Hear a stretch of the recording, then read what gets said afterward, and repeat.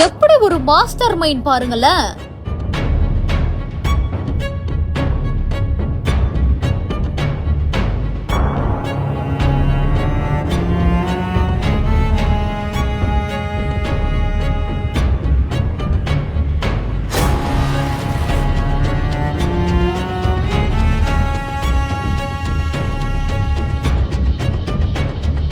பெட்டி கடையிலேயே பலே வேலையை காட்டிய மகா திருடன் QR ஸ்கேனரில் நூதனமாக பணத்தை கலெக்ஷன் செய்த அதிர்ச்சி.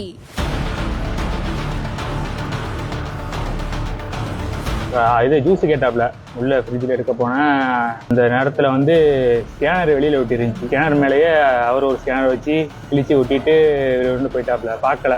அதோட தெரிஞ்சவர் ஒருத்தர் வந்து அனுப்பி விட்டாரு அமௌண்ட். அவர் தான் சொன்னாரு, என்னங்க பேர் வேற பேர் வருது அப்படின்றாரு. சரி அவர்கிட்ட கேட்டா அப்பதான் தெரியுது ஆள் மாத்தி ஒட்டிட்டு போயிட்டாப்ல. திருவாரூர் மாவட்டம் முத்துப்பேட்டை ஆசாத் நகர் பகுதியில் இருக்கக்கூடிய ஒரு பெட்டி கடையில பொருட்கள் வாங்க வந்த கஸ்டமர்கள் வாங்கிய பொருட்களுக்கு கடையில ஒட்டப்பட்டிருந்த QR கோட ஸ்கேனர் செஞ்சு பணம் அனுப்பியிருக்காங்களாம். கஸ்டமர் செல்லுல இருந்து பணம் போயிருக்குது. ஆனா கடையோட உரிமையாளர் கணக்குக்கு எந்த ஒரு பணமுமே வரல அப்படின்னு சொல்லப்படுது.